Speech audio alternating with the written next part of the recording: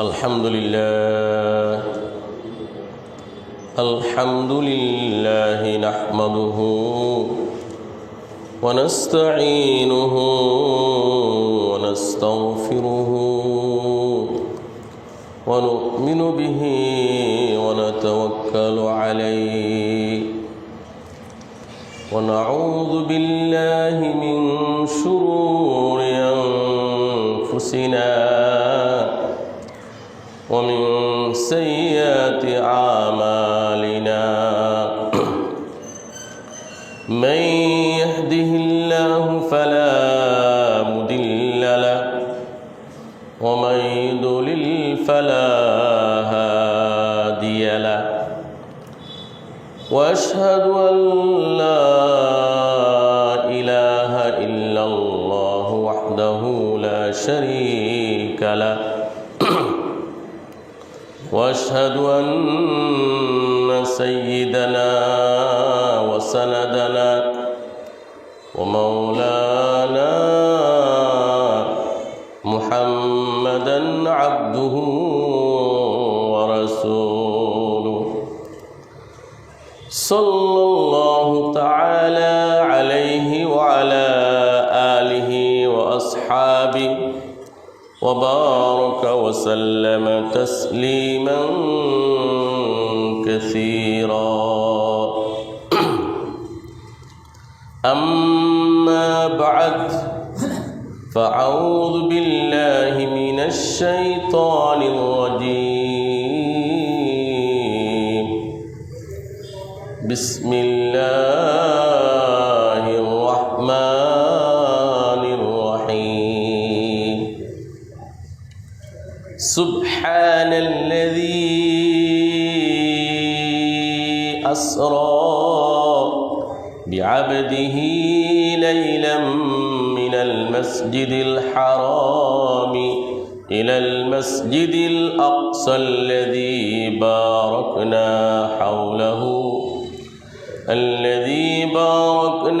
حوله لنريه من آياتنا إنه هو السميع البصير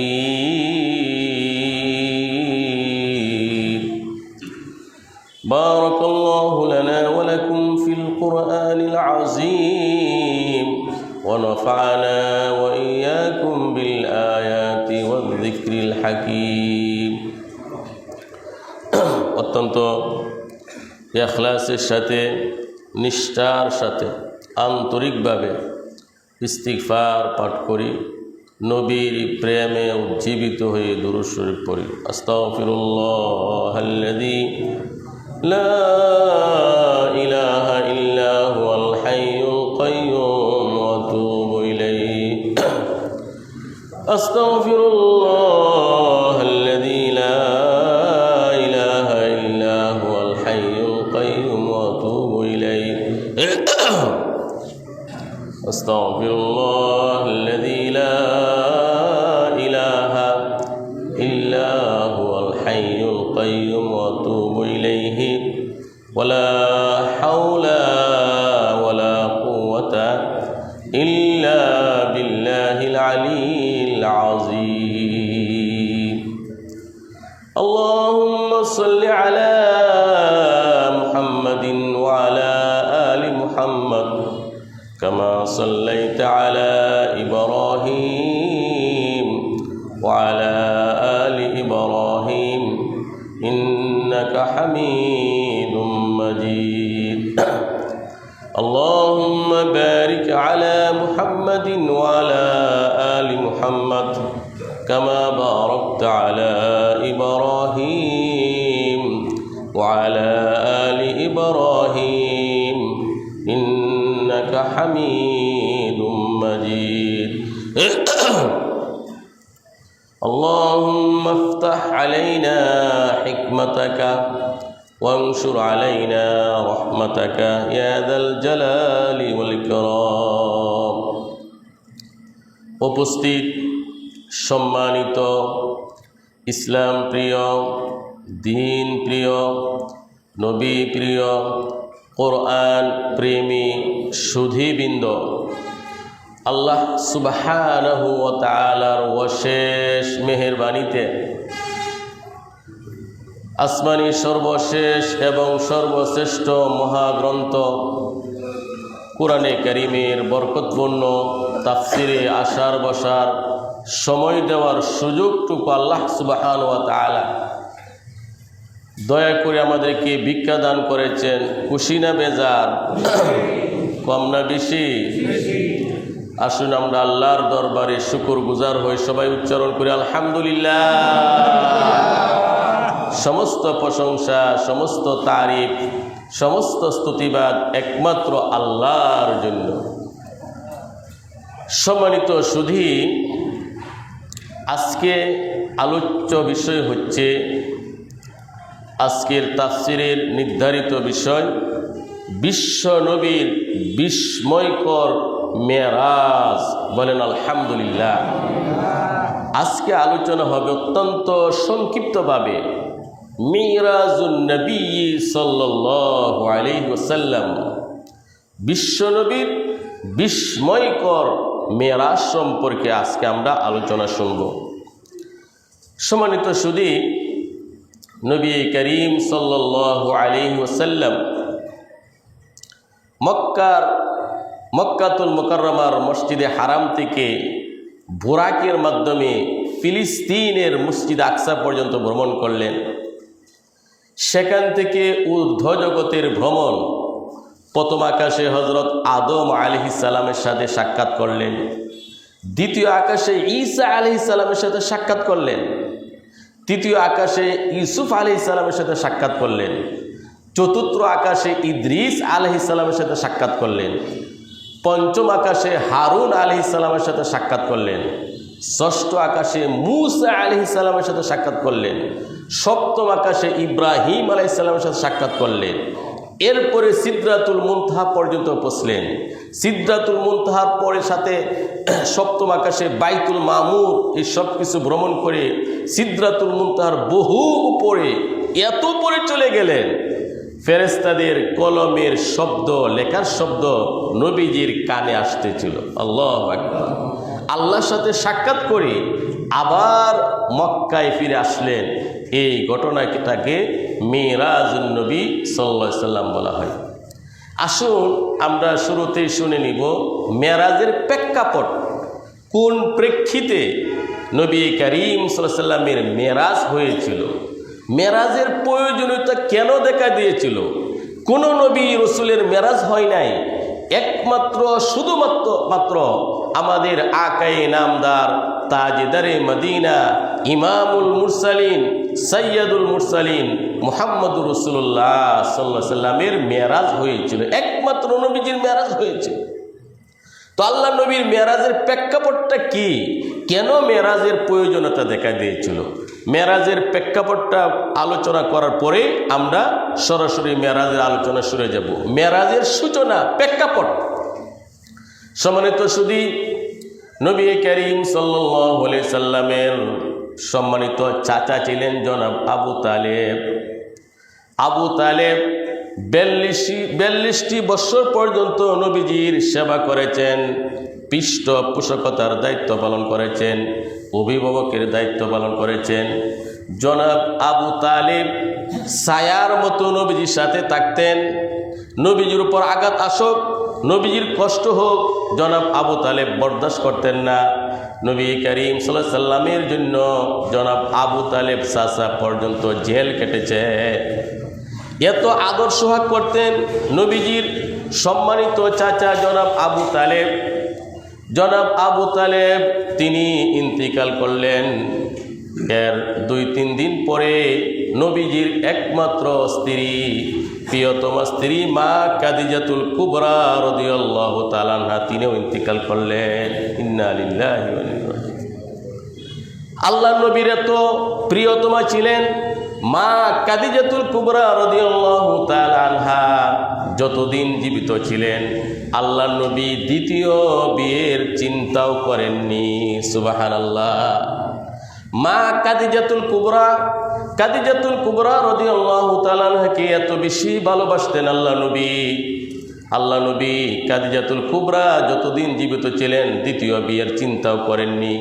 আর খাদিজাতুল কুবরা রাদিয়াল্লাহু তাআলা আনহা ওনার হোটেল ধন সম্পদ, সমস্ত ধন সম্পদ ইসলামের জন্য, নবীর জন্য বিলিয়ে দিয়েছিলেন। নবীজিকে অনেক সাহায্য সহযোগিতা করেছেন।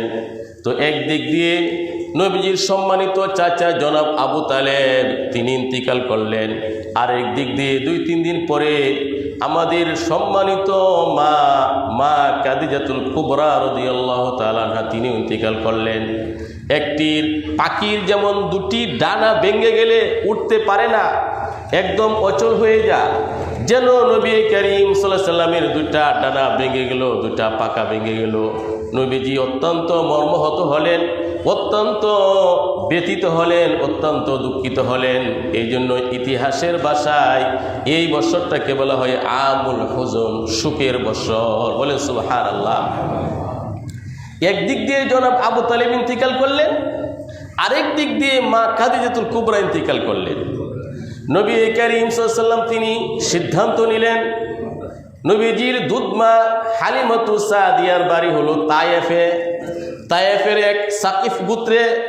আল্লাহ নবী সিদ্ধান্ত নিলেন তিনি তায়েফ গিয়ে কালিমার দাওয়াত দিবেন। নবীজির পালক পুত্র যায়েদ বিন হারেসাকে সাথে নিয়ে নবীজি গেলেন দাওয়াত দেওয়ার জন্য তায়েফে অনেক আশা নিয়ে গিয়েছিলেন, তায়েফের মানুষ ভালো ব্যবহার করবে, দাওয়াত গ্রহণ করবে। কিন্তু তায়েফের মানুষ নবীজির সাথে নিষ্ঠুর নির্দয় ব্যবহার করলো। বলে নাউজুবিল্লাহ।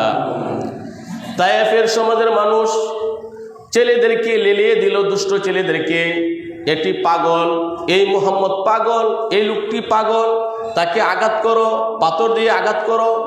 তায়েফের দুষ্ট ছেলেরা নবীজির গায়ে এভাবে আঘাত করতে লাগলো, নবীজির দেহ রক্তে রঞ্জিত হয়ে গেল। নাউজুবিল্লাহ।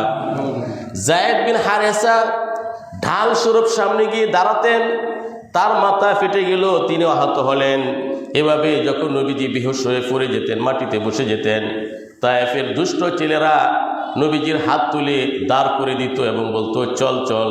নবীজি যখন চলতে শুরু করতেন আবারও নবীজির গায়ে আঘাত করত। নাউজুবিল্লাহ। নবীজি এত ব্যথিত হলেন, দেহ রক্তে রঞ্জিত হয়ে গেল। তায়েফ থেকে নবীজি খুব কষ্ট করে 3 কিলোমিটার দূরে চলে গিয়ে একটি বাগানে নবীজি বিশ্রাম নিতেছিলেন। একটি খেজুরের বাগানে আল্লাহ নবী তার সাথে যায়েদ বিন হারেসা তিনি বিশ্রাম নিতেছিলেন।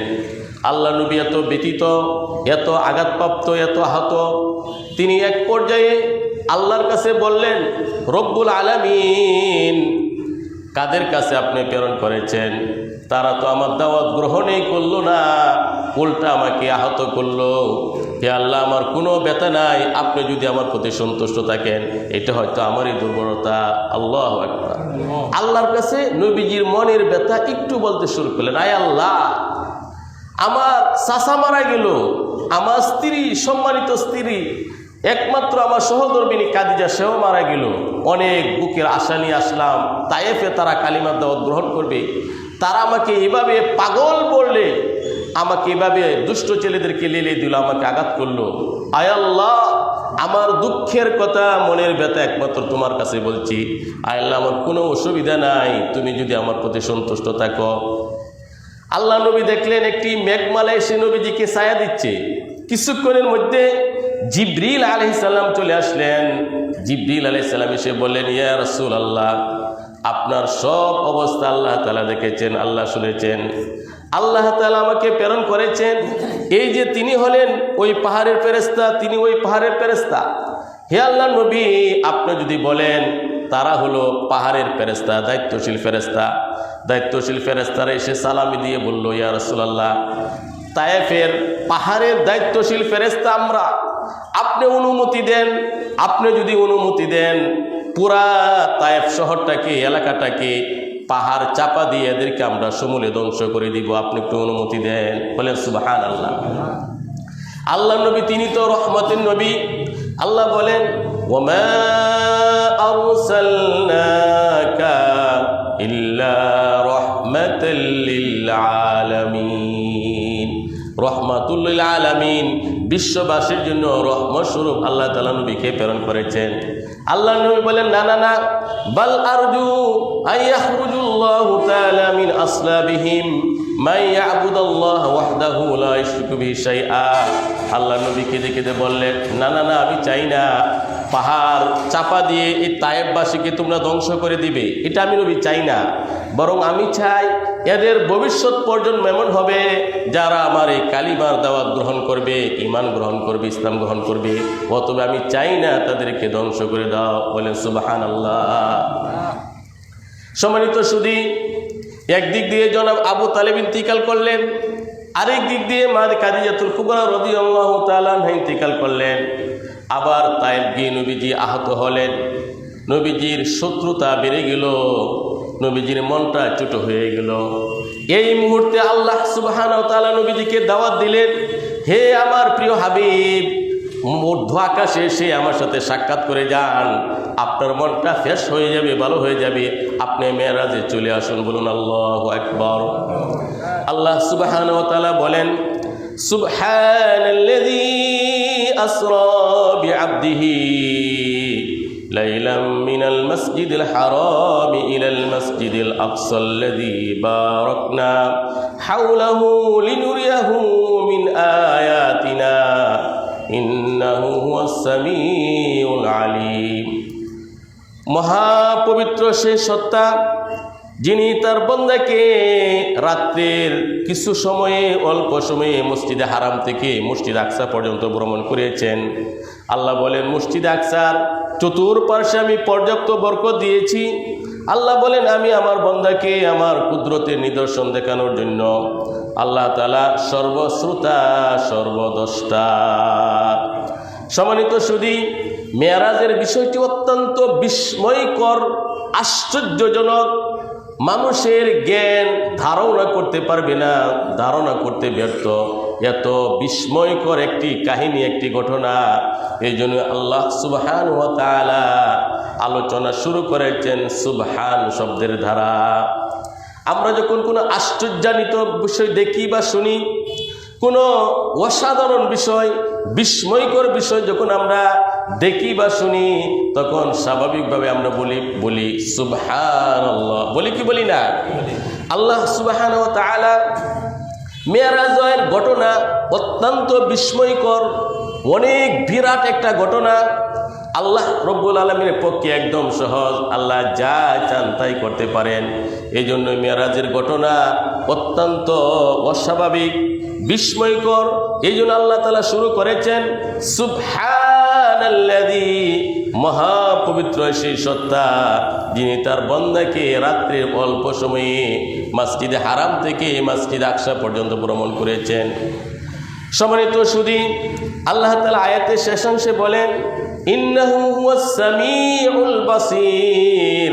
আল্লাহ তাআলা সর্বশ্রোতা, সর্বদ্রষ্টা, সব শুনেন, সব দেখেন। মেরাজের আলোচনা শোনার পর কে কি মন্তব্য করে আল্লাহ তাআলা ভালোভাবে শুনেন, আল্লাহ তাআলা সব ভালোভাবে দেখেন। বিরূপ মন্তব্য করলে তার জন্য শাস্তি বরাদ্দ আছে। বলে নাউজুবিল্লাহ। সম্মানিত সুধী, নবী করিম সাল্লাল্লাহু আলাইহি সাল্লাম এশার নামাজের পর নবীজির চাচাতো বোন উম্মে হানির ঘরে শায়িত ছিলেন। এক বর্ণনা এসেছে হাজরে আসওয়াদের কাছে ছিলেন, এক বর্ণনা এসেছে যে হাতিমে কাবা, হাতিমের মধ্যে নবীজি ছিলেন। বিভিন্ন বর্ণনা এসেছে তখন জিবরিল আলাইহিস সালাম আসলেন, মিকাইল আলাইহিস সালাম আসলেন, নবীজিকে এনে হাজরে আসওয়াদের কাছে নবীজিকে শোয়াইলেন। নবী করিম সাল্লাল্লাহু আলাইহি সাল্লামের গলা থেকে নাভি পর্যন্ত অপারেশন করলেন, বক্ষ বিদরণ, কুদরতি অপারেশন, যেটাকে বলা হয় সার্জিক্যাল হার্ট অপারেশন। শক্কে সদর, বক্ষ বিদরণ, নবীজির গলা থেকে নাভি পর্যন্ত কেটে নারী বুড়িয়ে সব কিছু বের করে জমজমের পানির দ্বারা ধৌত করে আবার ভিতরে দিয়েছেন। এটাকে বলা হয় বক্ষ বিদরণ, সিনা শাক, কুদরতি অপারেশন।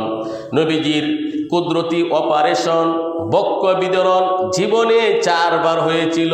কয়বার হয়েছিল? 4 বার। নবীজির এই কুদরতি অপারেশন নবীজির জীবনে 4 বার হয়েছিল। 4 বছর বয়সে হয়েছিল, 10 বছর বয়সে হয়েছিল, নবুয়ত লাভের সময় হয়েছিল। ঐতিহাসিক মেরাজের রাত্রে বক্ষ বিতরণ করা হয়েছিল। বলেন সুবহানাল্লাহ। জিবরিল আলাইহিস সালাম নবীজিকে নিয়ে হাজর ও আসওয়াদের কাছে, নবীজিকে নিয়ে জমজমের কাছে, কুফের কাছে শুয়ে ফেললেন। নবীজির গলা থেকে নাভি পর্যন্ত কেটে ফেললেন, নারী বুড়ি কলিজায় সব কিছু বের করলেন, জমজমের পানির দ্বারা ধৌত করলেন এবং ভিতরে ঢুকিয়ে দিলেন। এক্সট্রাভাবে একটা স্বর্ণের পাত্র আনা হলো, যে পাত্রের মধ্যে ঈমান ছিল, হিকমত ছিল। এক্সট্রা অতিরিক্ত ঈমান এবং হিকমত প্রজ্ঞা নবীজির ভিতরে দিয়ে দেওয়া হলো এবং সেলাই করে দেওয়া হলো। বলেন সুবহানাল্লাহ। বিশ্বনবীর খাদেম আনাস ইবনে মালিক রাদিয়াল্লাহু তাআলা বলেন, নবীজির সিনা মুবারকের মধ্যে সেলাইয়ের চিহ্ন আমি দেখেছি। সুবহানাল্লাহ। এরপরে নবীজির কাছে একটা প্রাণী আনা হলো, বুরাক। বুরাকের 4টা পা, গাধা এবং কচ্ছরের মাঝামাঝি 4টা পা, লোমগুলো দবদবে সাদা, একদম শুভ্র সাদা, একটা লম্বা প্রাণী, 4টা পা, বুরাক। তার এত গতি, দৃষ্টি শেষ সীমায় এক লাফ দিয়ে চলে যা। বলেন সুবহানাল্লাহ। জিবরিল আলাইহিস সালাম নবীজিকে বললেন, ইয়া রাসূলুল্লাহ, আপনি বুরাকে আরোহণ করুন। আল্লাহ নবী যখন বুরাকের উপর উঠলেন, বুরাক আনন্দে উদ্ভিলিত হয়ে নড়াচড়া করতে লাগলো। জিবরিল আলাইহিস সালাম ধমক দিলেন, চুপ হে বুরাক, তুমি জানো তোমার উপর কে আজকে সরি হয়েছেন? তোমার উপর আজকে বিশ্ব মানবতার মুক্তির দূত, আল্লাহর পরে যার মাকাম এবং মর্যাদা, মহানবী মুহাম্মদুর রাসূলুল্লাহ সাল্লাল্লাহু আলাইহি ওয়াসাল্লাম উঠেছেন। এত সম্মানিত ব্যক্তি এই পৃথিবীতে আর নেই, তুমি নড়াচড়া করছো। বুরাক ভয়ে কাঁপতে শুরু করলো, গর্মাক্ত হয়ে গেল, ঘেমে গেল ভয়ে। সুবহানাল্লাহ। সম্মানিত সুধী, জিবরিল আলাইহিস সালাম বিশ্বনবীকে বুরাকের মাধ্যমে মক্কার মসজিদে হারাম থেকে ফিলিস্তিন জেরুজালেমের মসজিদ আকসা পর্যন্ত নিয়ে গেলেন, বাইতুল মুকাদ্দাস পর্যন্ত। বাইতুল মুকাদ্দাসের ওই খাদেম একদিন চেষ্টা করলো, ওই রাত্রে মূল ফটক দরজা লাগানোর জন্য অনেক চেষ্টা করলো, কিন্তু আল্লাহর কি কুদরত, দরজা লাগে না। অনেক চেষ্টা করার পর খাদেম ব্যর্থ হয়ে চলে গেল। সিদ্ধান্ত নিল আগামীকাল মিসরি এনে মেরামত করবে। আসলে বিশ্বনবী মসজিদ আকসাতে আসতেছেন, সকল নবী রাসূলের আগমন হবে মসজিদ আকসাতে। এই জন্য আল্লাহ তাআলা এই দরজাটাকে একটু ডিস্টার্ব করে দিলেন, যেন খাদেম না লাগাইতে পারে। বলেন সুবহানাল্লাহ। আল্লাহ রব্বুল আলামিন আদম আলাইহিস সালাম থেকে নিয়ে ঈসা আলাইহিস সালাম পর্যন্ত যত নবী রাসূল মানুষের হেদায়েতের জন্য পৃথিবীতে প্রেরণ করেছিলেন, সকল নবী রাসূলকে ওই মেরাজের রাত্রে বাইতুল মুকাদ্দাসে আল্লাহ তাআলা একত্র করেছিলেন। সুবহানাল্লাহ। সকল নবী রাসূল বাইতুল মুকাদ্দাসের মধ্যে অপেক্ষা করতেছেন। ইতিমধ্যে জিবরিল আলাইহিস সালাম বুরাকের মাধ্যমে নবী করিম সাল্লাল্লাহু আলাইহি সাল্লামকে মুহূর্তের মধ্যে ফিলিস্তিন জেরুজালেম বাইতুল মুকাদ্দাসে নিয়ে গেলেন। বাইতুল মুকাদ্দাসে নিয়ে যাওয়ার পরে জিবরিল আলাইহিস সালাম বললেন, আপনার বুরাককে এই ফিলারে রাখেন। একটা ফিলার ছিল। আগেকার যুগে নবী রাসূলগণ উট, ঘোড়া, তাদের বাহনগুলো যেখানে বেঁধে রাখতেন, কালের বিবর্তনের কারণে ছিদ্রটি বন্ধ হয়ে গিয়েছিল। জিবরাইল আলাইহিস সালাম আঙ্গুল দিয়ে ছিদ্র করলেন। আল্লাহ নবীকে বললেন, আপনার বুরাক এখানে বেঁধে রাখেন। বলেন সুবহানাল্লাহ। এর দ্বারা শিক্ষা দেওয়া হচ্ছে তাওয়াক্কুল। তাওয়াক্কুল, উটকে বেঁধে রাখতে হবে। উটকে যদি ছেড়ে দেন, যেখানে মন চায় সেখানে চলে যাবে। আপনার দামি জুতা, মোবাইল, লাঠি, এই সব কিছু নামাজের সময় নিজের সেফে রাখতে হবে, হেফাজতে রাখতে হবে। এটার নাম তাওয়াক্কুল।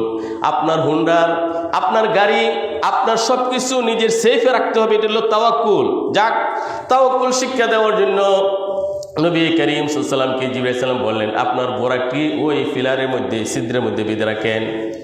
নবীজি বুরাককে বাঁধলেন। এরপরে জিবরিল আলাইহিস সালাম আল্লাহ নবীকে নিয়ে বাইতুল মুকাদ্দাসে প্রবেশ করলেন। সকল নবী রাসূল বাইতুল মুকাদ্দাসে অপেক্ষমান। জিবরাইল আলাইহিস সালাম বললেন, আপনি সামনে চলে যান, আপনি 2 রাকাত নামাজ পড়ান। নবী করিম সাল্লাল্লাহু আলাইহি সাল্লাম সকল নবী রাসূলের উপস্থিতিতে 2 রাকাত নামাজ পড়াইলেন, ইমামতি করলেন। নবীজির একটি উপাধি হয়ে গেল ইমামুল আম্বিয়া ওয়াল মুরসালিন, সকল নবী রাসূলের ইমাম। বলেন সুবহানাল্লাহ। জিবরিল আলাইহিস সালাম বলেন, ইয়া রাসূলুল্লাহ, যত নবী রাসূল আল্লাহ তাআলা মানুষের হেদায়েতের জন্য পৃথিবীতে প্রেরণ করেছিলেন, তারা সবাই আপনার পিছনে আজকে 2 রাকাত নামাজ পড়েছে। আলহামদুলিল্লাহ। নবীজি ইমামুল মুরসালিন ওয়াল আম্বিয়া হলেন। এরপরে জিবরিল আলাইহিস সালাম বাইতুল মুকাদ্দাস থেকে নবীজিকে নিয়ে বের হলেন। বাইতুল মুকাদ্দাস থেকে বের হওয়ার পর জিবরিল আলাইহিস সালাম নবীজির সামনে 2টা পাত্র আনলেন। একটি পাত্রের মধ্যে দুধ, আরেকটি পাত্রের মধ্যে শরাব। নবী করিম সাল্লাল্লাহু আলাইহি সাল্লাম দুধের পাত্র গ্রহণ করলেন, দুধ পান করলেন। জিবরাইল আলাইহিস সালাম বললেন, আপনি সঠিক সিদ্ধান্ত নিয়েছেন। ইয়া রাসূলুল্লাহ, ইয়া হাবিবাল্লাহ, আপনি যদি শরাব মাদক সেবন করতেন আপনার উম্মত ধ্বংস হয়ে যেত। আপনি দুধ পান করেছেন, ফিতরত, সঠিক ইসলাম, সঠিক বিষয় আপনি নির্ণয় করেছেন। বলেন সুবহানাল্লাহ। নবীজি দুধ পান করলেন। এরপরে নবীজির কাছে লিফট আনা হলো, সিঁড়ি। মেরাজ শব্দের অর্থ হলো ঊর্ধ্বগমন। জিবরিল আলাইহিস সালাম বুরাককে নিয়ে লিফটে উঠলেন। জিবরিল আলাইহিস সালাম বিশ্ব নবীকে নিয়ে এখন ঊর্ধ্ব জগতে ভ্রমণ শুরু করেছেন। বাইতুল্লাহ শরীফ থেকে, মসজিদে হারাম থেকে মসজিদে আকসা পর্যন্ত ভ্রমণকে বলা হয় ইসরা, রাত্রি ভ্রমণ, নৈশ ভ্রমণ। আর ঊর্ধ্ব জগতের ভ্রমণকে বলা হয় মেরাজ। বলেন সুবহানাল্লাহ। জিবরিল আলাইহিস সালাম নবী করিম সাল্লাল্লাহু আলাইহি সাল্লামকে নিয়ে ঊর্ধ্ব জগতের ভ্রমণ শুরু করলেন। জিবরিল আলাইহিস সালাম আল্লাহ নবীকে নিয়ে যখন প্রথম আকাশে উঠলেন, 7টি আকাশ, প্রত্যেকটি আকাশের গেট আছে, গেট লক বন্ধ। জিবরিল আলাইহিস সালাম প্রথম আকাশে যখন আরোহণ করলেন, গেট বন্ধ প্রথম আকাশের দারওয়ান, গেটম্যান ফেরেশতারা বলল, আপনি কে? জিবরিল আলাইহিস সালাম বললেন, আমি জিবরিল। প্রশ্ন করা হলো, আপনার সাথে কে? জিবরিল আলাইহিস সালাম বললেন, বিশ্বনবী, শ্রেষ্ঠ নবী মুহাম্মদুর রাসূলুল্লাহ আজকে বিশেষ মেহমান, তিনি আমার সাথে। গেটম্যান ফেরেশতারা প্রশ্ন করে, অনুমতি আছে কি প্রথম আকাশে আসার? জিবরিল আলাইহিস সালাম বলেন, হ্যাঁ, অবশ্যই অনুমতি আছে। সম্মানিত সুধী, প্রথম আকাশের দরজা খুলে দেওয়া হলো। জিবরিল আলাইহিস সালাম নবীজিকে নিয়ে প্রথম আকাশে আরোহণ করলেন। বলেন আল্লাহু আকবার। প্রথম আকাশে আরোহণ করার পর সাক্ষাৎ হলো বাবা আদম আলাইহিস সালামের সাথে। আদম আলাইহিস সালামের সাথে জিবরিল আলাইহিস সালাম পরিচয় করে দিলেন, ইয়া রাসূলুল্লাহ, তিনি হলেন আদি পিতা আদম আলাইহিস সালাম। আল্লাহ নবী আদম আলাইহিস সালামকে সালাম দিলেন। আদম আলাইহিস সালাম সালামের জবাব দিলেন, নবীজিকে শুভেচ্ছা স্বাগতম জানালেন, নবীজিকে বরণ করলেন, নবীজিকে নবীজির জন্য দোয়া করলেন। প্রথম আকাশ নবীজি ভ্রমণ করলেন। আদম আলাইহিস সালামের সাথে নবীজির সংলাপ হলো, প্রাইভেট আলাপও হলো, কথা হলো। প্রথম আকাশ ভ্রমণ করার পর জিবরিল আলাইহিস সালাম দ্বিতীয় আকাশের সফর শুরু করলেন। একটি আকাশ থেকে আরেকটি আকাশের দূরত্ব 500 বছরের দূরত্ব। বলেন সুবহানাল্লাহ। দ্বিতীয় আকাশে ওঠার পর আবার দরজা বন্ধ, পূর্বের মতো আবার প্রশ্ন উত্তর হলো। দ্বিতীয় আকাশের দরজা খুলে দেওয়া হলো। জিবরিল আলাইহিস সালাম নবীজিকে নিয়ে উঠলেন। দ্বিতীয় আকাশের সাক্ষাৎ হলো ঈসা আলাইহিস সালামের সাথে। সম্মানিত সুধী, ঈসা আলাইহিস সালাম এখনো জীবিত আছেন। কি আছেন? কিয়ামতের পূর্বে আবার এই পৃথিবীতে আসবেন। ইসলামী রাষ্ট্র কায়েম হবে, ইনসাফ, ন্যায় বিচার প্রতিষ্ঠা হবে সমাজের মধ্যে। ঈসা আলাইহিস সালামের সাথে দ্বিতীয় আকাশে সাক্ষাৎ হলো। নবী করিম সাল্লাল্লাহু আলাইহি সাল্লাম ঈসা আলাইহিস সালামের সাথে প্রাইভেট কথা বললেন, সংলাপ হলো, সালাম কালাম হলো, শুভেচ্ছা বিনিময় হলো, কৌশল বিনিময় হলো। এরপরে দ্বিতীয় আকাশ থেকে তৃতীয় আকাশের সফর শুরু হলো। তৃতীয় আকাশে প্রথম গেট খোলার পর তৃতীয় আকাশে সাক্ষাৎ হলো হযরত ইউসুফ আলাইহিস সালামের সাথে।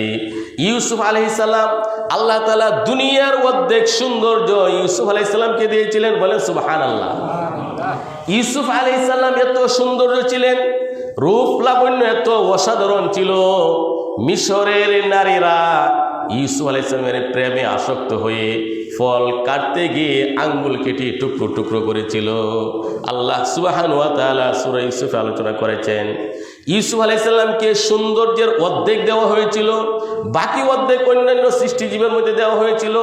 কিন্তু আমাদের বিশ্বনবী মুহাম্মদুর রাসূলুল্লাহ সাল্লাল্লাহু আলাইহি সাল্লামের সৌন্দর্য আলাদা। নবীজির সৌন্দর্যটা প্যাকেট ছিল। নবীজির সৌন্দর্য যদি প্রকাশ পেত মক্কার মহিলারা নবীর প্রেমে আসক্ত হয়ে অন্তর কেটে ফেলত। সুবহানাল্লাহ, এত সুন্দর ছিলেন। হাদিসের মধ্যে, বুখারী শরীফের হাদিস এসেছে, কানা রাসূলুল্লাহি সাল্লাল্লাহু আলাইহি ওয়াসাল্লাম আহসানান নাস, সর্বশ্রেষ্ঠ সুন্দরের অধিকারী ছিলেন আমাদের নবী মুহাম্মদুর রাসূলুল্লাহ সাল্লাল্লাহু আলাইহি সাল্লাম। আমাদের নবী তো সর্বশেষ নবী, সৌন্দর্যের যেখানে শেষ সীমা, শ্রেষ্ঠ সুন্দর, বৃহৎ সুন্দর, অসাধারণ সুন্দর, তিনিই ছিলেন আমাদের আকায়ে নামদার তাজদারে মদিনা মুহাম্মদুর রাসূলুল্লাহ সাল্লাল্লাহু আলাইহি ওয়াসাল্লাম। যাক সম্মানিত সুধী, জিবরিল আলাইহিস সালাম তৃতীয় আকাশে ইউসুফ আলাইহিস সালামের সাথে সাক্ষাৎ করলেন। ইউসুফ আলাইহিস সালামের সাথে নবীজি সাক্ষাৎ করার পর শুভেচ্ছা বিনিময় হলো, চতুর্থ আকাশের সফর শুরু হলো। চতুর্থ আকাশে সাক্ষাৎ করলেন ইদ্রিস আলাইহিস সালামের সাথে, পঞ্চম আকাশে সাক্ষাৎ করলেন হারুন আলাইহিস সালামের সাথে। ষষ্ঠ আকাশের সফর শুরু হলো, ষষ্ঠ আকাশে সাক্ষাৎ করলেন হযরত মূসা আলাইহিস সালামের সাথে। বলেন আল্লাহু আকবার। মূসা আলাইহিস সালামের সাথে অনেক সংলাপ হলো, শুভেচ্ছা বিনিময় হলো। ষষ্ঠ আকাশ থেকে সপ্তম আকাশের সফর শুরু হয়ে গেল। জিবরিল আলাইহিস সালাম নবীজিকে নিয়ে সপ্তম আকাশে উঠলেন। গেট খুলে দেওয়ার পর সপ্তম আকাশে সাক্ষাৎ হলো ইব্রাহিম আলাইহিস সালামের সাথে। বলেন আল্লাহু আকবার। জাতির পিতা ইব্রাহিম আলাইহিস সালাম সপ্তম আকাশে বাইতুল মামুর, একদম সপ্তম আকাশে মসজিদে হারাম কায়নায়ে কাবার একদম উপরে সপ্তম আকাশে হলো ফেরেশতাদের একটি কাবা, সেটাকে বাইতুল মামুর বলা হয়। কি বলা হয়? বাইতুল মামুর। কায়নায়ে কাবার একদম উপরে সপ্তম আকাশে হলো একটি কাবা, যেটা ফেরেশতাদের কিবলা, একটি ঘর, ইবাদতের ঘর, বাইতুল মামুর। আল্লাহ তাআলা সূরা তুরে বলেন, ওয়াত্তুর ওয়া কিতাবিম মাসতুর ফি রাক্কিম মানশুর ওয়াল বাইতিল মা'মুর। সেই বাইতুল মামুর সপ্তম আকাশে উপস্থিত। বলেন আল্লাহু আকবার। কায়নায়ে কাবার একদম উপরে বাইতুল মামুর। বাইতুল মামুর থেকে যদি কোনো পাথর ছেড়ে দেওয়া হয়, সরাসরি কায়নায়ে কাবার ছাদের উপরে এসে পড়বে। আল্লাহু আকবার। জিবরিল আলাইহিস সালাম নবীজিকে নিয়ে যখন সপ্তম আকাশে আরোহণ করলেন, সাক্ষাৎ হলো ইব্রাহিম আলাইহিস সালামের সাথে। ইব্রাহিম আলাইহিস সালাম বাইতুল মামুরের দেয়ালের সাথে ড্যাশ দিয়ে হেলান দিয়ে বসা। ইব্রাহিম আলাইহিস সালামকে আল্লাহ নবী সালাম দিলেন, নবীজির সাথে নবীজি কথা বললেন। ইব্রাহিম আলাইহিস সালামের সাথে অনেক সংলাপ হলো। বলেন আল্লাহু আকবার। ইব্রাহিম আলাইহিস সালাম নবীজিকে একটি উপদেশ দিলেন, হে মুহাম্মদ, আপনি যখন দুনিয়াতে যাবেন আপনার উম্মতকে আমার সালাম জানাবেন। বলেন ওয়ালাইহি ওয়ালাইকুমুস সালাম। আল্লাহ নবী এসে উম্মতকে বললেন, সালাম জানালেন। ইব্রাহিম আলাইহিস সালাম বললেন, হে মুহাম্মদ, আপনি যখন দুনিয়াতে যাবেন আপনার উম্মতকে আমার সালাম জেনে বলবেন, জান্নাতের মাটি উর্বর, জান্নাতের মাটি অত্যন্ত সুগন্ধিময়, জান্নাত একদম সৈন্য, জান্নাতের বৃক্ষ গাছপালা হলো সুবহানাল্লাহ আলহামদুলিল্লাহ ওয়ালা ইলাহা ইল্লাল্লাহু আল্লাহু আকবার। আল্লাহু আকবার। আমরা সবাই বলি সুবহানাল্লাহ আলহামদুলিল্লাহ ওয়ালা ইলাহা ইল্লাল্লাহু আল্লাহু আকবার। বন্ধু, যখন এই তাসবিহগুলো পড়ে জান্নাতের মধ্যে বিভিন্ন গাছ হয়, জান্নাত শূন্য, তখন এটা বাগান বাড়ি হয়ে যা, বিভিন্ন উদ্যানে ভরে যা, বৃক্ষরাজি ভরে যা। সুবহানাল্লাহ। এই জন্য এই তাসবিহগুলো বেশি বেশি পড়তে হবে। সম্মানিত সুধী, ইব্রাহিম আলাইহিস সালামকে বাইতুল মামুরে ড্যাশ হেলান দেওয়া অবস্থায় পেয়ে গেলেন। বাইতুল মামুর, সে বাইতুল মামুরের মধ্যে ফেরেশতারা তফ করে, ৭০,০০০ ফেরেশতা দৈনিক তফ করে। সুবহানাল্লাহ। এই ৭০-এর দ্বারা সংখ্যা উদ্দেশ্য না, প্রচুর পরিমাণে উদ্দেশ্য। অসংখ্য ফেরেশতা বাইতুল মামুরে তফ করে। যারা একবার তফ করে যা, কিয়ামত পর্যন্ত দ্বিতীয়বার তফ করার সুযোগ পাবে না। সুবহানাল্লাহ। জিবরিল আলাইহিস সালাম বিশ্বনবী মুহাম্মদুর রাসূলুল্লাহ সাল্লাল্লাহু আলাইহি সাল্লামকে বাইতুল মামুর পরিদর্শন করার পর, ইব্রাহিম আলাইহিস সালামের সাথে সাক্ষাৎ করার পর আরো বহু ঊর্ধ্ব জগতের ভ্রমণ শুরু করলেন। বলেন আল্লাহু আকবার। সপ্তম আকাশের উপরে হলো জান্নাতুল মাওয়া, জান্নাত। সপ্তম আকাশের উপরে জান্নাতুল মাওয়া, সেই জান্নাতুল মাওয়া তার ছাদ থেকে শুরু হয়ে গেল সিদরাতুল মুনতাহা। কি শুরু হয়ে গেল? সিদরাতুল মুনতাহা, ফুল বৃক্ষ ভরে গাছ। সপ্তম আকাশের উপরে জান্নাতুল মাওয়া, সেই জান্নাতুল মাওয়ার উপরে হলো সিদরাতুল মুনতাহা। সিদরাতুল মুনতাহা মানে একটা বড়ই গাছ, এত বিশাল বড় বড়ই গাছ, পাতা হলো হাতির কানের মতো, বড়ই হলো বড় বড় মটকার মতো। আল্লাহু আকবার। সেই সিদরাতুল মুনতাহাকে আল্লাহ তাআলা অপরূপ রূপে সুসজ্জিত করেছিলেন, সৌন্দর্য করেছিলেন, অসাধারণভাবে আল্লাহ তাআলা সুসজ্জিত করেছিলেন পুরা সিদরাতুল মুনতাহা এলাকা। বলেন আল্লাহু আকবার।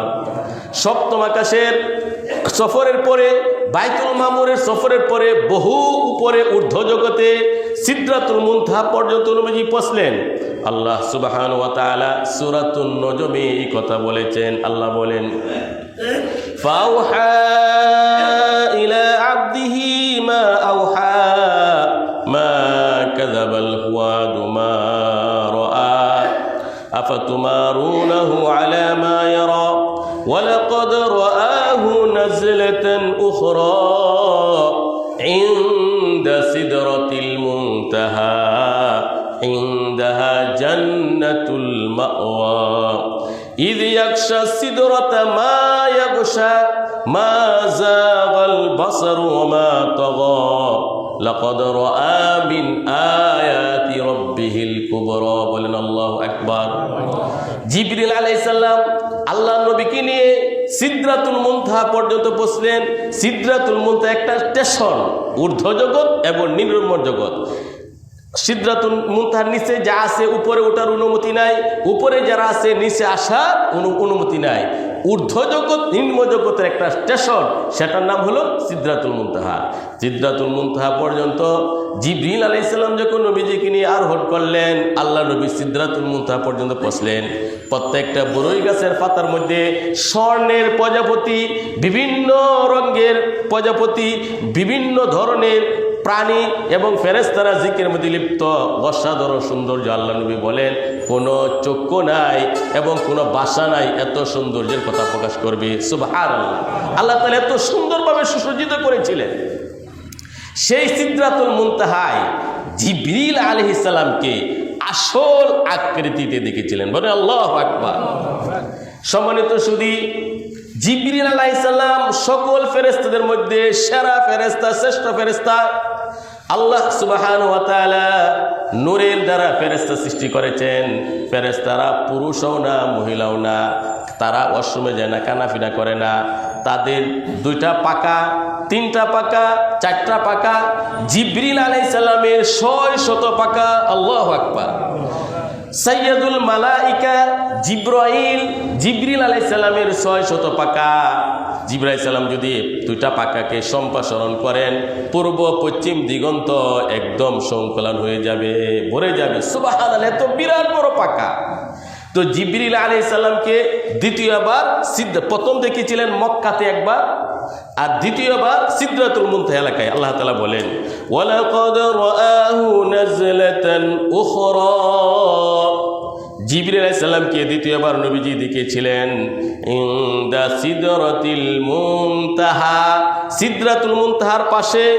ইনদাহা জান্নাতুল মাওয়া, জান্নাতুল মাওয়ার পাশে। বলেন আল্লাহু আকবার। সম্মানিত সুধী, বাবা আদম আলাইহিস সালামকে আল্লাহ তাআলা সৃষ্টি করে, মা হাওয়া আলাইহিস সালামকে আল্লাহ তাআলা সৃষ্টি করে সেই সিদরাতুল মুনতাহা জান্নাতুল মাওয়ার মধ্যে বসবাসের জন্য জায়গা দিয়েছিলেন। বলেন আল্লাহু আকবার। তো জিবরিল আলাইহিস সালামকে ৬০০ পাকা বিশিষ্ট আসল আকৃতিতে নবীজি দেখলেন, বিরাট বড়, বিশাল বড়।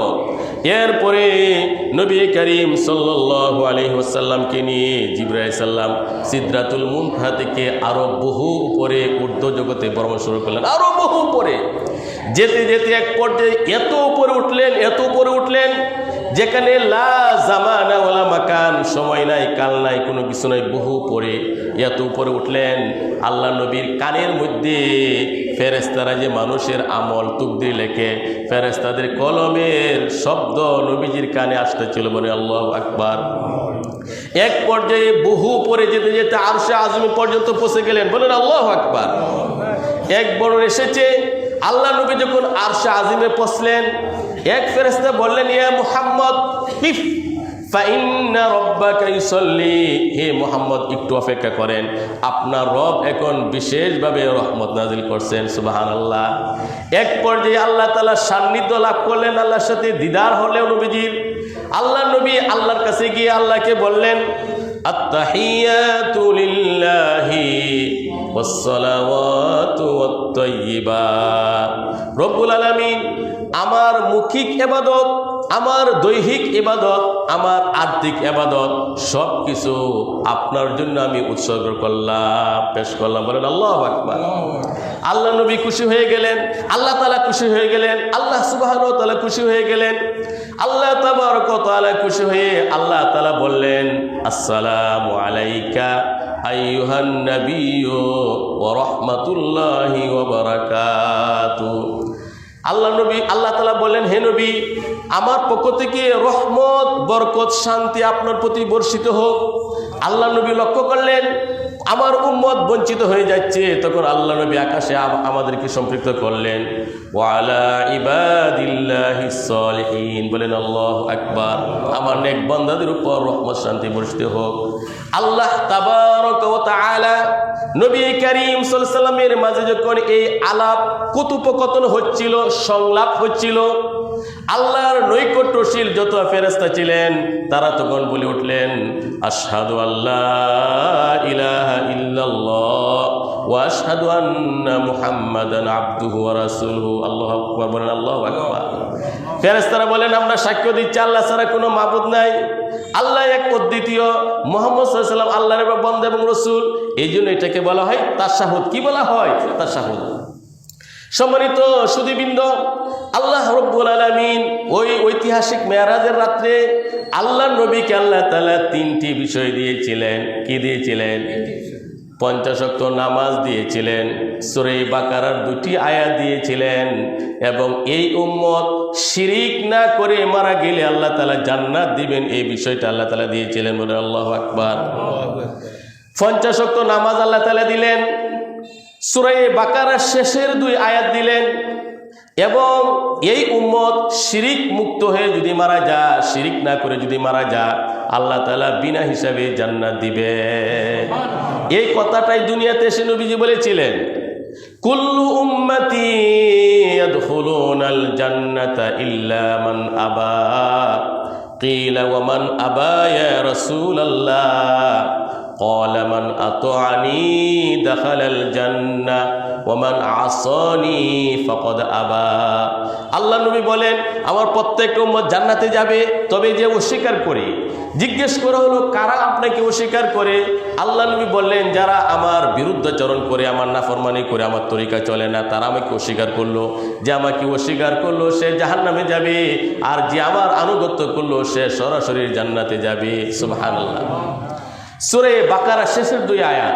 সম্মানিত সুধী, আল্লাহ নবী বলেন, প্রতি রাত্রে যারা সূরা বাকারা শেষের 2 আয়াত পড়বে, কাফাতাহু, তার জন্য যথেষ্ট, ইবাদত বন্দেগী তাহাজ্জুদের জন্য যথেষ্ট, সকল অনিষ্টতা কারাফি থেকে হেফাজতের জন্য যথেষ্ট, এবং সব কিছু থেকে যথেষ্ট। এই জন্যই অসাধারণ ফজিলত মর্যাদা রয়েছে সূরা বাকারার শেষের 2 আয়াত। আপনাদের মতো পড়ি তো আরো জোরদারভাবে আমল করার চেষ্টা করব। আসুন আমরা শুনি। আল্লাহ নবীর পর আল্লাহ তাআলা 50 ওয়াক্ত নামাজ আদায় ফরজ করলেন। নবী করিম সাল্লাল্লাহু আলাইহি ওয়াসাল্লাম আল্লাহর পক্ষ থেকে আরশে আযম থেকে সিদরাতুল মুনতাহা পাড়ি দিয়ে সপ্তম আকাশ পাড়ি দিয়ে 6ষ্ঠ আকাশে মূসা আলাইহিস সালামের সাথে সাক্ষাৎ করলেন। 6ষ্ঠ আকাশে মূসা আলাইহিস সালামের সাথে দ্বিতীয়বার সাক্ষাৎ হওয়ার পর আল্লাহ নবী মূসা আলাইহিস সালামকে নামাজের মধ্যে এক অবস্থায় দাঁড়ানোর মধ্যে পেয়েছিলেন, ইব্রাহিম আলাইহিস সালামকে এক অবস্থায় নামাজের মধ্যে দাঁড়ানো অবস্থায় পেয়েছিলেন। আল্লাহু আকবার। 6ষ্ঠ আকাশে মূসা আলাইহিস সালামের সাথে সাক্ষাৎ হলো। মূসা আলাইহিস সালাম বললেন, হে মুহাম্মদ, আল্লাহ তাআলা আপনাকে কি উপহার দিয়েছেন? আল্লাহ নবী বলেন, আমার উম্মতকে আল্লাহ তাআলা 50 ওয়াক্ত নামাজ দান করেছেন। মূসা আলাইহিস সালাম বললেন, সর্বনাশ, না না না, আপনার উম্মত পারবে না, আমার উম্মত পারে নাই, আপনার উম্মত পারবে না, আল্লাহর কাছে জান কমিয়ে নিয়ে আসেন। সম্মানিত শুধু বারবার আল্লাহ নবী আল্লাহর কাছে গিয়ে কমে কমে 5 ওয়াক্ত নিয়ে আসলেন। আল্লাহ তাআলা বললেন, হিয়া খামসুন ওয়া হিয়া খামসুনা, হে নবী, হে আমার হাবিব, আপনার উম্মত নামাজ আদায় করবে 5 ওয়াক্তের, আমি আল্লাহ তাআলা পুরস্কার প্রতিদান প্রদান করব 50 ওয়াক্তের। লা ইবাদদালুল কওলু লাদাইয়া, আমার কাছে কথার কোনো পরিবর্তন নাই। তো আমরা নামাজ পড়বো 5 ওয়াক্ত, পুরস্কার আল্লাহ তাআলা কয় ওয়াক্তের দিবে? 50 ওয়াক্ত নামাজ আদায় করার পুরস্কার প্রতিদান আল্লাহ সুবহানাহু ওয়া তাআলা আমাদেরকে দান করবেন। সম্মানিত সুধী, নবী করিম সাল্লাল্লাহু আলাইহি ওয়াসাল্লাম এভাবে সব আকাশ ভ্রমণ করে আবার ফিলিস্তিনের মসজিদ আকসা পর্যন্ত আসলেন। ওই রাত্রে মসজিদে হারাম মক্কাতে চলে আসলেন। নবীজির মেরাজ হয়ে গেল। সকালবেলা ফজরের পরে নবীজি হাজর আসওয়াদ, কানে কাবা, হাতিমে কাবার মধ্যে নবীজি বসা, বাইতুল্লাহ চত্বরে বসা। নবীজি একটু টেনশনযুক্ত, আমার এই মেরাজের কথা আমার জাতি বিশ্বাস করবে নাকি না ঠাট্টা বিদ্রুপ করবে। নবীজির চেহারা মলিন দেখে আবু জেহেল শেষ চলে যেতেছিল। আবু জেহেলে বলল, কি ব্যাপারে মুহাম্মদ, নতুন কোনো খবর আছে কিনা, তুমি টেনশনযুক্ত? আল্লাহ নবী বলে, হ্যাঁ হ্যাঁ হ্যাঁ, আমি তো আজকে রাত্রে মেরাজে গিয়েছিলাম, ফিলিস্তিনের বাইতুল মুকাদ্দাস পর্যন্ত ভ্রমণ করে, ঊর্ধ্বজগৎ সিদরাতুল মুনতাহা ভ্রমণ করে, সব কিছু ভ্রমণ করে আসছি। আবু জেহেল সমাজের মধ্যে রটনা করে দিল, এই শুনছো নি তোমরা, শুনছো? এত লম্বা পথ ফিলিস্তিন, সেখানে নাকি এক রাত্রে চলে গেছে, আবার সিদরাতুল মুনতাহা আকাশ ভ্রমণ করেছে, মেরাজে গেছে। এই মুহাম্মদ সে মিথ্যা বলছে, বলে নাউজুবিল্লাহ। সকল কুরাইশরা তারা ঐক্যবদ্ধ হয়ে আসলো নবীজির কাছে, এসে বলল, হে মুহাম্মদ, তুমি নাকি বলো ফিলিস্তিন গিয়েছিলে, বাইতুল মুকাদ্দাস, আবার সিদরাতুল মুনতাহা, ঊর্ধ্বজগৎ, বিলা হ্যাঁ। তখন মক্কার কুরাইশরা বলল, ঊর্ধ্বজগতের কথা আমরা ধরি না, তুমি এক রাত্রে ফিলিস্তিন এত দূর কিভাবে গিয়েছিলে? তুমি যদি বাইতুল মুকাদ্দাস গিয়ে থাকো, মসজিদ আকসাতে, তোমাকে আমরা প্রশ্ন করি, বলো তো বাইতুল মুকাদ্দাসের ফিলার কয়টা, দরজা কয়টা, জানালা কয়টা, ফ্যান কয়টা?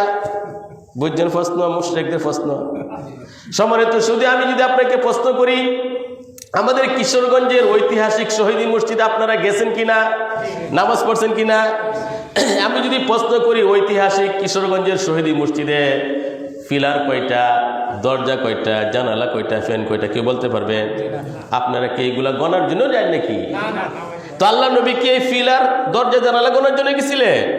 তো মক্কার মুশরিকরা আল্লাহ নবীকে লাঞ্ছিত করার জন্য প্রশ্ন করলো, হে মুহাম্মদ, হে মুহাম্মদ, হে মুহাম্মদ, তুমি বলো, যদি বাইতুল মুকাদ্দাসে গিয়ে থাকো, বাইতুল মুকাদ্দাস মসজিদের দরজা কয়টা, জানালা কয়টা, ফিলার কয়টা? আল্লাহ নবী বিপদে পড়ে গেলেন। সাথে সাথে আল্লাহ সুবহানাহু ওয়া তাআলা পুরা বাইতুল মুকাদ্দাস নবীজির সামনে তুলে ধরলেন। বলেন আল্লাহু আকবার।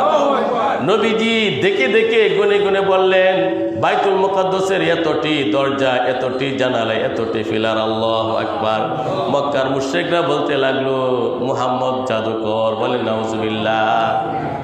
এলাকায় আলোচনা শুরু হয়ে গেল।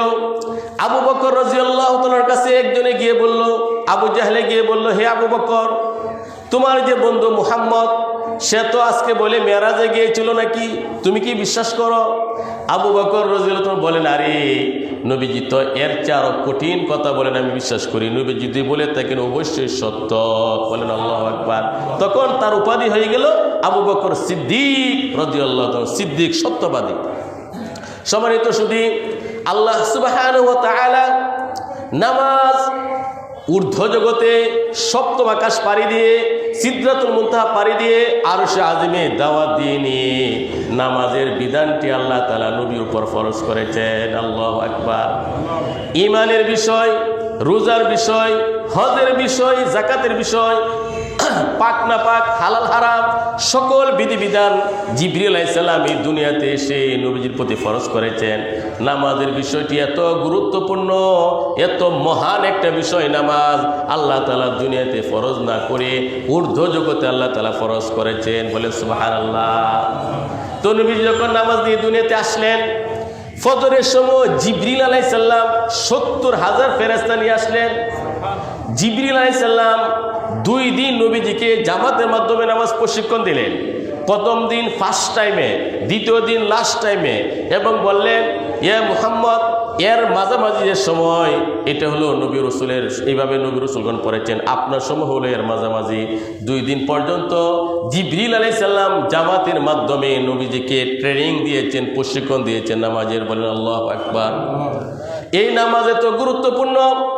আল্লাহ রসুল বলেন লিকুল্লি শাইইন আলামাতুন ওয়া আলামাতুল ঈমানি আস-সালাহ। প্রত্যেকটা জিনিসের একটা নিদর্শন, একটা চিহ্ন আছে। ঈমানের চিহ্ন হলো নামাজ। সুবহানাল্লাহ।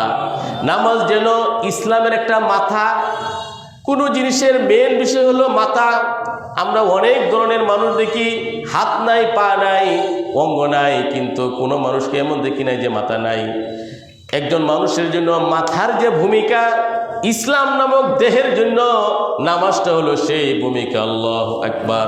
এই জন্যই মুসলমান এবং কাফেরের মধ্যে পার্থক্য নির্ণয়কারী জিনিস হলো নামাজ। আল্লাহ সুবহানাহু ওয়া তাআলা এই মহাগ্রন্থ কোরআনে কারিমের মধ্যে 82 বারের অধিক আল্লাহ তাআলা প্রত্যক্ষ পরোক্ষভাবে নামাজের কথা বলেছেন। সম্মানিত সুধী, মৃত্যুর পর সর্বপ্রথম হাসরের মাঠে নামাজের হিসাব হবে। ইসলামের কোনো বিধান নাবালেগ অবস্থায়, অপ্রাপ্ত বয়স্ক হওয়ার অবস্থায় ফরজ করা হয় নাই, কিন্তু ইসলামের বিধান হলো সন্তানের বয়স যখন 7 বছর হয়, তোমাদের সন্তানের বয়স যখন 7 বছর হয় নামাজের আদেশ করো। আর যখন সন্তানের বয়স 10 বছর হয় নামাজের কথা বলো। নামাজের ব্যাপারে অলসতা অবহেলা করলে তাকে শাসন করো। আল্লাহু আকবার। নামাজ এত গুরুত্বপূর্ণ বিষয়। নাবালেগ অবস্থায় নামাজের প্রশিক্ষণ দাও। 10 বছর থেকে ফাক্কা নামাজি হবে। বালেগ হওয়ার পরে যেন নামাজ কাজা না হয়, নামাজ না ছাড়ে। এই জন্য এত জোরালো বিধান ইসলামে। আর আজকে আমাদের মুসলমান অধ্যুষিত এলাকায় ফজরের নামাজে মসজিদ শূন্য, মসজিদে মুসল্লি নাই। আহা! সম্মানিত সুধী, আল্লাহ সুবহানাহু ওয়া তাআলা বিশ্বনবীর ঐতিহাসিক মেরাজ ঘটিয়েছিলেন। এটা হলো নবীজির একটা বিস্ময়কর মুজিজা। আল্লাহ তাআলা আমাদের সবাইকে আজকের বিস্ময়কর মেরাজুন নবীর এই সংক্ষিপ্ত আলোচনা থেকে উপদেশ গ্রহণ করার, নসিহা গ্রহণ করার, জীবনের পাথেয় স্বরূপ গ্রহণ করার তৌফিক দান করুন। আমিন। ওয়া আখিরু দাওয়ানা আনিল হামদুলিল্লাহি রাব্বিল আলামিন। সুবহানাল্লাহি বিহামদিহি আশহাদু আল্লা ইলাহা ইল্লা আনতা আস্তাগফিরুকা ওয়া আতুবু ইলাইক।